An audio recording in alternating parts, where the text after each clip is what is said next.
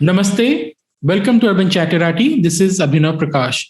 And today I'm joined by Sushant Sarinji, who is a senior fellow at the ORF and also an expert on the AFPAC region. Sushant sir, welcome to the show. Thanks, Abhinav. When we look at Afghanistan today, we see that there's almost a civil war-like situation. The Taliban has apparently made extensive gains, but now the Afghan security forces are also fighting back. So, what is the current situation in Afghanistan? Look, it's not a civil war-like situation. It is a civil war, but a civil war with a difference. The difference is that and a very deeply unpopular, unrepresentative group of people, fanatics, who are very medieval in their outlook, almost from the dark ages, supported by an external power, Pakistan, has actually imposed war on Afghanistan. Because many of them are of Afghan origin, you can say that it's a civil war which is already happening. But in the traditional sense of the term, that there are two more or less popular kind of groups which are fighting against each other for control of a country, would be in a sense, the traditional definition of a civil war. But otherwise, if you are not very, very particular about that kind of a definition, the civil war is already taking place, number one. Number two, the momentum for now seems to be with the Taliban. The speed at which they have captured territory has been quite stunning. Again, I think some of it has been a little exaggerated, but I don't think you can underplay the scale of the advances and very rapid advances which the Taliban have made over the last since the 1st of May, when the Americans really started leaving. What is surprising is that the way that the Afghan army, at least in the first 2.5, 3 months, has kind of not performed as well as it was supposed to perform, has actually shocked a lot of people. And I'll come to why the army has not performed and what part of the army is performing. But let us also put the advances of the Taliban in some perspective. Number one, given the kind of terrain that is there in Afghanistan, and you must understand that, mountains eat armies. It's an old adage. Now, there are many isolated provinces, isolated places, which are very thinly defended.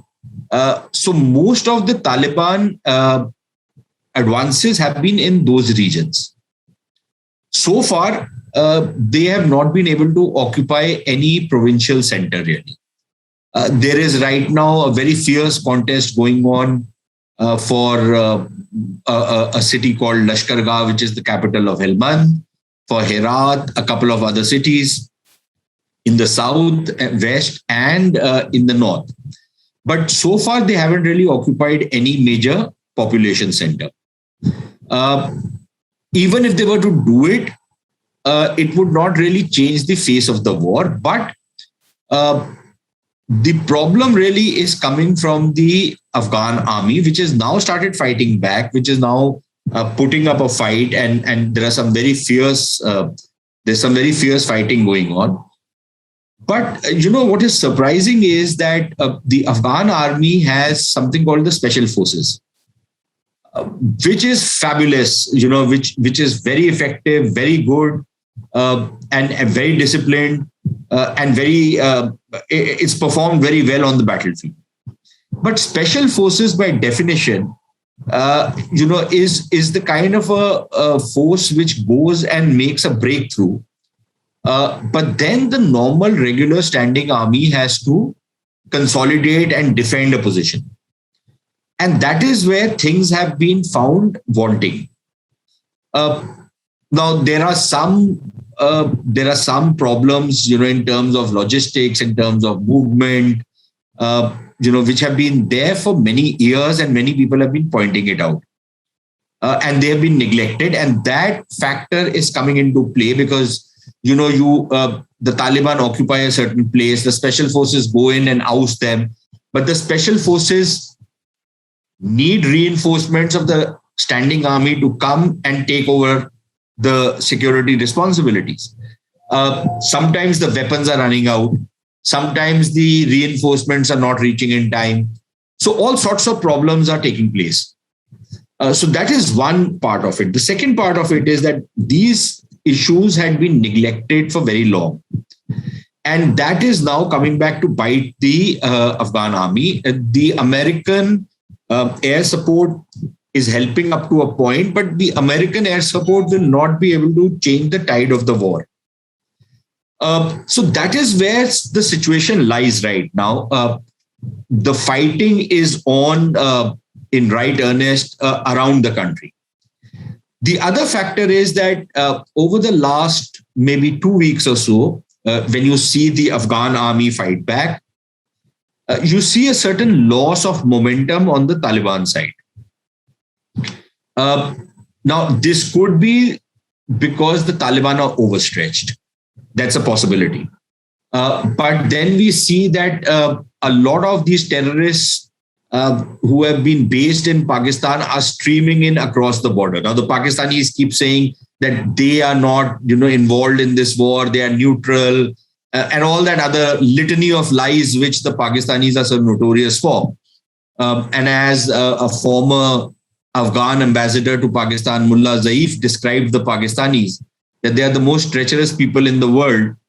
They are the kind of people who can take milk out of a bull. They have two tongues in one mouth. They have two faces on one head. They say lies and they deceive everybody. So, that is what they are doing.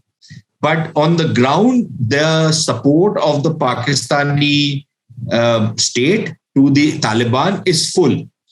And that is why you see a lot of people streaming in from inside Pakistan into Afghanistan. Now, but even so, it seems that the Taliban forces are a little overstretched. What is required now from the Afghan army side is a couple of victories. At least that's my assessment. I might be wrong. But I feel that if they can notch up a couple of important victories, then I think the game will really open up. Meanwhile, what is happening is that the international community, there is nothing, actually, there's no animal called the international community. But basically what I mean is that the Americans and, their allies, the Western Bloc, seems to have woken up to what has been happening in Afghanistan. And what they are now doing is that you suddenly see that there is a statement which has been issued from the UN. You see the Americans and the British embassies in Kabul come out with very scathing statements against the Taliban. You see other, diplomatic maneuvers taking place, basically saying that no recognition will be accorded to the Taliban if they occupy Afghanistan by force. So in a sense, pushing them towards a dialogue, which I don't think is ever going to succeed. So one is that, and the other is that it is also a signal to the Pakistanis and others that if you think that these guys will occupy and the world will accept it as a fait accompli, that's not going to happen. So I think that is a development which we need to keep our eyes on. I don't know whether it will impress the Taliban very much, but it will certainly be a matter of some worry for the Pakistanis, especially if the American ire is not limited only to Afghanistan, but also directed towards Pakistan. Now, if that was to happen, then Pakistan is in a lot of trouble. But right now they're playing the game of bluff. They're trying to, if you see the statement of their national security advisor, quite an idiot that guy is. But nevertheless, I've had the misfortune of hosting him once. But naukri kiya to nakhra kiya. But other than that, they're trying to play that game of bluff with the Americans. So we'll have to see how that plays out ultimately. But what about the Americans? Because many people are now criticizing America for abandoning Afghanistan without putting in place appropriate defense mechanism. That they tried to negotiate with Taliban, and then the things went from bad to worse. So what has America gained after 20 years, if anything at all? I think it's a complicated answer that I'll have to give. One, the Americans have gained a lot. If you look at what Afghanistan was in 2001 and what Afghanistan is in 2021, there's a world of difference. It's probably, it's been like, it's not 20 years, it's more like 500 years, the progress in Afghanistan. And that, I think, you have to thank the Americans and their allies, also the Indians who did a lot of work, for the transformation that has taken place in Afghanistan over the last 20 years. The Americans have also built up an army. Now, one can quibble about what kind of an army they built up, and there are reasons to actually criticize the Americans for the kind of army they've built up, but they built up a first world army in a third world country, which should not have been done. They should have built an army which was a viable and affordable army to the extent it was that for the Afghan nation. So that was another problem. It was an army which was trained in ways which a third world army cannot really afford. Even the Indian army cannot afford many of those things. So obviously that thing is telling. Number three, I think the Americans made the mistake of fighting the wrong war. I keep saying this. Right from 2002, I have been of this view that this is the wrong war in the wrong country. The problem is in Pakistan, not in Afghanistan. And the Americans knew all along what the Pakistanis were doing and never really stopped it. But coming to the exit right now, I think, it was in a sense, it was the writing on the wall that the Americans want to leave. And you had hints of this, not in the last 1 year or the last 6 months, but for almost, I would say 6, 7, 8 years now. From around 2014 to definitely, when the drawdown starts. So that the Americans were going to leave, but actually nobody ever imagined that the Americans will ever leave. So as a result, you were caught up in a situation where the Americans kept saying that we are going to leave. The Afghans always thought, "Yaar, ye to bluff maar rahe hain. They are not going to leave." And finally, that day came where the Americans said that, "Okay, fine, yeah. Now we have to have a cutoff date." It's like when you write a paper.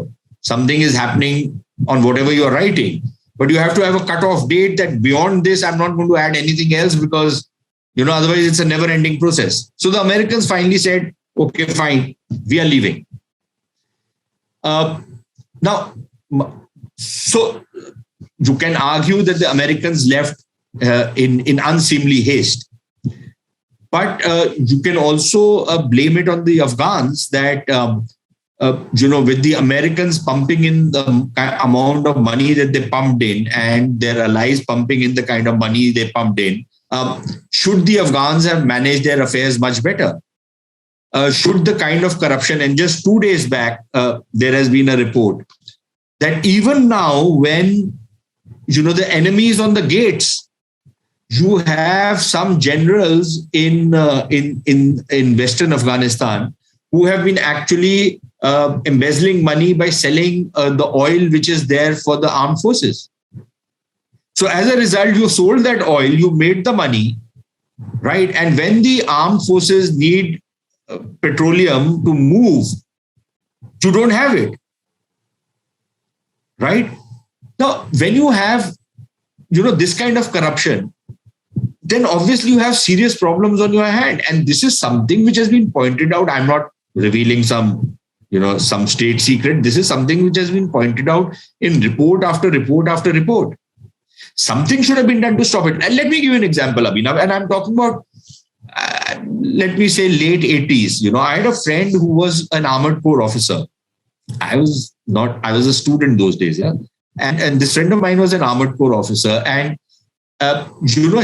he explained something to me of how important integrity is in the armed forces.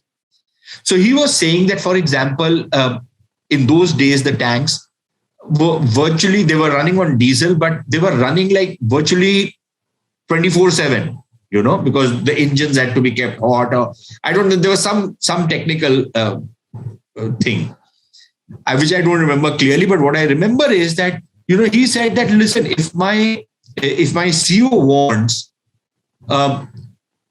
and tanks are gas guzzlers, so he said, if my CO wants, he can very easily siphon off maybe 100 liters of diesel from every tank every day in his unit, and sell it in the black market, and nobody will be the wiser for it, right? But if he does it, the soldier on the ground knows what the CO Saab is doing. So one, he loses his respect for the CO. Second, if he go into war, why will that soldier risk his life for his boss? What is happening in Afghanistan right now with the Afghan army is also a salutary lesson for people, where we like to turn a blind eye to corruption. Yeah, so what? Thoda sa hi to chonchgili ki hai. That's not the way this works. Because once you start adding it all up, then you are left with a situation of the sorts which you're seeing in Afghanistan. But coming to the China, because we're seeing that China is now openly intervening in Afghanistan. It was anyways intervening earlier as well, but now it's trying to come to some kind of understanding or a deal with the Taliban. How does that play out? We are seeing that China is demanding that Taliban should stop Afghanistan from becoming a base of Islamic Jihad against China, but China is completely okay with Afghanistan itself suffering from the Islamic Jihad, and especially India and Indian interests suffering in Afghanistan. What is that game China is trying to play? No, I think China is trying to play the game which most countries play in these kind of situations, that the fires out there should not reach our shores. Baki, how does it matter to me what happens in Afghanistan? China is not bothered about human rights anyways, right? So, it's not as though China is a great defender of human rights and is appalled by what the Taliban are doing. The Chinese do worse to their own people. They can be as brutal, maybe in a somewhat more postmodern fashion, but they can be pretty brutal when they come down to it. So the Chinese are not, squeamish about human rights or the treatment of women or what have you. They are looking at it as purely from a lens of how they define their national interest. And their national interest is in large part that some of the terrorist groups which operate against China, ETIM in particular, or the TIP, Turkestan Islamic Party, some of these kind of groups are not going to be given a safe haven or not allowed to be operate from inside Afghanistan. And I think that is what the Pakistanis have also convinced the Chinese on, that we will ensure that this doesn't happen. So you back the Taliban. The Taliban, at least in international audiences, have put up a fairly reasonable face. So the thing is that that is the Chinese game plan. And then, of course, there is this thing that some degree of connectivity, some spurs of the China-Pakistan economic corridor can run through Afghanistan. Afghanistan will provide an easier access to Pakistan and CPEC to Central Asia. Otherwise they have to come all the way over into China and then take the CPEC route from there. But if the Afghanistan route opens up either through Kabul or through Kandahar, they can connect to, either through Balochistan or to frontier. They can connect to the CPEC and access Karachi or Gwadar, whatever. And that is a shorter route.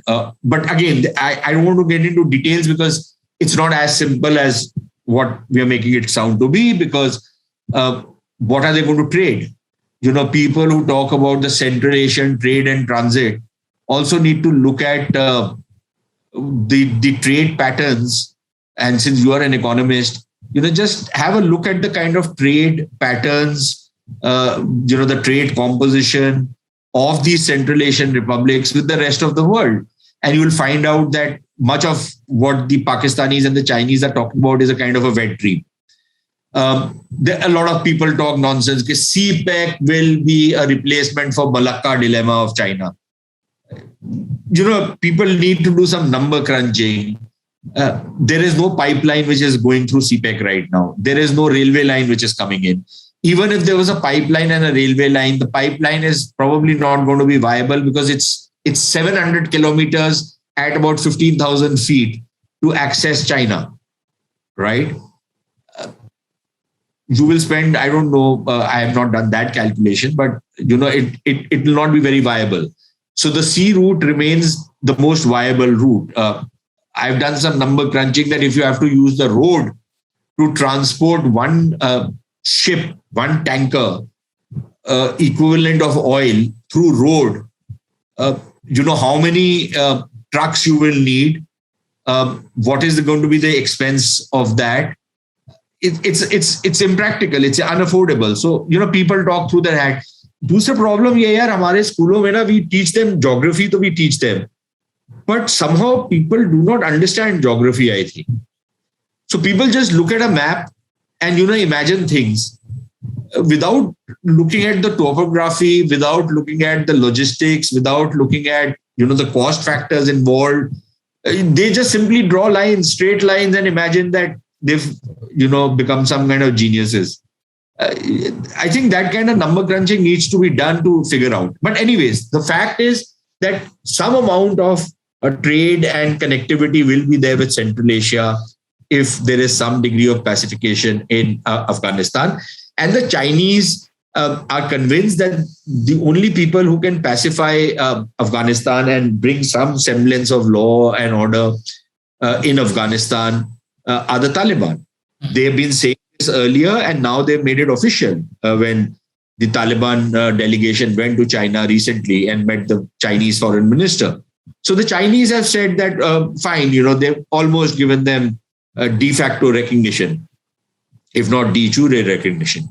So that is what the Chinese game plan is. And then the Pakistanis have convinced them. But the attack on the Chinese engineers, at least allegedly by some ETIM and some Tehreek-e-Taliban Pakistan fellows, has kind of shaken up the Chinese because, and that is why they summoned first the ISI chief and the foreign minister, and then later on the Taliban delegation. The Pakistanis must have sent them that please go and offer an explanation, an apology, and then let's see where we go from there. So they've pacified the Chinese for now. But I think the Taliban game plan or the Taliban problem right now is that they need all the trained fighters they have to capture Afghanistan. Because right now for the Taliban, the principal contradiction is to capture power in Kabul. If they give in to the pressure and they start severing their connections with, the Uzbeks or the Tajiks or the Uyghurs or the TTP element, any of these despicables, if they start severing their connections right now, they might have opposition even before they've occupied Kabul. Now, I think the game plan is likely to be that once we occupy Kabul and once we consolidate ourselves 6 months, 1 year, 2 years from now, and that is the time we will rein in many of these groups and ensure that they don't launch attacks. At least that's the promise. But will that be possible? Will that be practical? How will that work? I think there's a lot of skepticism on that, whether the Pakistanis or the Chinese or even the Russians who are banking upon that will actually, and the Iranians. So what I call the BRICS, Pakistan, Russia, Iran, and China, and the pun is entirely intended. If these BRICS, imagine that the Taliban are actually going to be going to deliver on everything they promised insofar as export of terrorism is concerned, I think they have another thought coming. Yeah. So my second last question to you is about Iran. What is the game plan of Iran? Because you have this entire Shia-Sunni dynamics at play as well. The Hazaras and other Shia communities are targeted by these Sunni fanatics. So what is Iran trying to achieve in Afghanistan? Yeah, I think, just like I spoke about the principal contradiction for the Taliban as of now, the principal contradiction for Iran was that the great Satan, the US, was sitting on its doorstep, right? And the Iranians were not very comfortable with that. They might have been if, the Americans and the Iranian rapprochement had kind of progressed. And there were occasions in the last 20 years, at least 2 or 3, when that could have happened, but that didn't work out. So for the Iranians, the principal contradiction was to get rid of the Americans first. To do that, they kind of reached out and they had a working relationship with the Taliban. Please remember, in the 90s, they had a very, very hostile relationship with the Taliban. And in fact, it was India, Iran, and Russia which were working in tandem in support of the Northern Alliance. But Russia wasn't able to do many things at that point of time simply because, people often forget what was happening parallelly, that the Soviet Union had collapsed.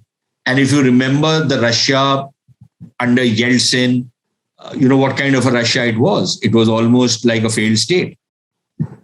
So to expect, the army the KGB was finished, the army was, in tatters, crumbling infrastructure, everything was going wrong for, Russia. The country had broken up. Now, when you look at what was happening at that point in time, you can imagine, the Russians were not exactly in a very good, happy position. The Iranians were more or less what they are right now. And of course, the Indians were working very actively with both these countries. That dynamic has changed because for the Russians, for example, again, the principal contradiction was to get rid of the Americans and extend their own footprint, something which they did very effectively in Syria, right? Which catapulted them into the A League once more, and made them a player in the Middle East. Something similar is now happening in Afghanistan, where they've been playing that game. So they reached out to the Taliban. The Iranians reached out to the Taliban. Now, once you get rid of the Americans, that principal contradiction is over, and the other principal contradiction is likely to come into play, which is the Shia-Sunni, the sectarian divide. Now, for now, the Taliban seem to have promised and seem to be working towards that they will not do what they did in the past. So you have a number of Shia commanders in the Taliban rank. You have the Taliban having a very close liaison with the Iranians. There are some reports that Iranians have also given them arms and other assistance. But the Iranians have also kept a leverage intact, which is what they call the Fatemiyun Brigade. They've made these 2 brigades, which have been very active in Syria or that front. One is the Fatemiyun Brigade, which is basically the Afghan Hazaras or the Shias in Afghanistan. And the other is the Zainubian Brigade, which is Pakistani Shias. So the Iranians have got a lot of experience in this kind of asymmetric warfare. So they've kept that thing in reserve, but it's not been activated in Afghanistan just yet. I think they will be in a wait and watch mode that whether the Taliban actually carry out, massacres of Shias, or whether the Taliban, become a Sunni dominant state like Iran is a Shia dominant state, but do not molest the Shias. They let them be. Again, I think that's imagining too much. I don't think this is the way these things ultimately play out. Maybe in the short term it will, but over a medium term, a 1400, 1500 year divide If it hasn't been bridged for 1500 years, it's not going to be bridged now, right? So it might be kept under the carpet for the next 15 months, but 1500 years legacy is going to come back. And many of the elements who are aligned with the Taliban are very extremely radical Sunni supremacist fanatics. So to expect that these guys, because of diplomatic niceties or because of these things, they will be able to tolerate the Shias, I don't think that's going to happen. So I think that conflict is likely to emerge. It hasn't right now, but I don't think they will be able to get over this conflict. Like I said, they haven't managed to do it for 1500 years. They're not going to be able to. Yeah. But coming to the final thing, and which is the most important aspect of the entire discussion, what are the options before India in Afghanistan? Yes, Rico, at one level, there are two options. One is, as many people are advocating, and I can understand where they're coming from, which is that we need to make an outreach to the Taliban. We can hold our nose and do it. We are not, and frankly, there's a diplomatic principle that engaging with somebody or even recognizing a government is not the same thing as according approval to its actions. So you can take recourse to that and say, okay, fine, let's engage with them. Let's see how far we can go with them. And in fact, just today, an Indian scholar, Avinash Paliwal, has written a fairly good piece in Hindustan Times, where he's made that argument. Ambassador Vivek Kajju has been making that argument. A number of other people have been making that argument that, we should reach out because that will open a lot of room for us to play. Again, there are many caveats to that, but I'm not adding all of that because then, it's a never-ending discussion. The second body of opinion is, to which I am more inclined, that let's not be in a haste to engage with the Taliban. Let us wait and see. Are the Taliban even interested? If they are interested, and eventually there will be problems between them and the Pakistanis, not because of what the Taliban do, but because of what the Pakistanis do. They are also creatures of their own habit, and जब तक वो दूसरे को उंगल नहीं करते तब तक उनको चैन नहीं आता. So they will try and finger the Afghans. They will try and impose upon them. Some conflicts are inevitable. So let us wait. Whenever those conflicts come up, the first people Afghans will reach out to is India. Let us wait and see. Let us wait and see, are they even willing to do business with us? It is one thing for them to say right now that we want normal relations with India.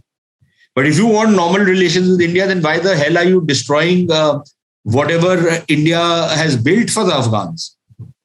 These are not Chinese projects where we are getting revenue out of them. These are gifts.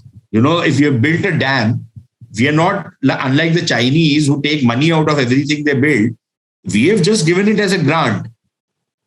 So let us wait and see what happens. Let us wait and see their behavior.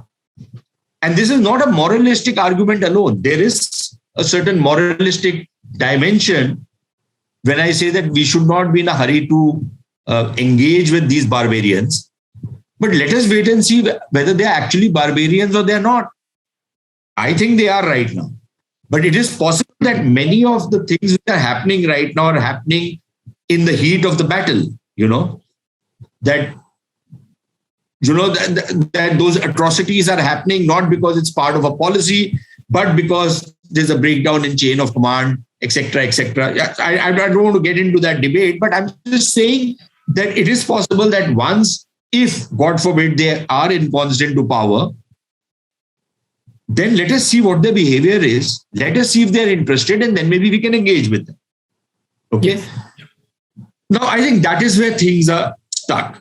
But what is of great concern to us is how does it impact India? So one is what India does out there.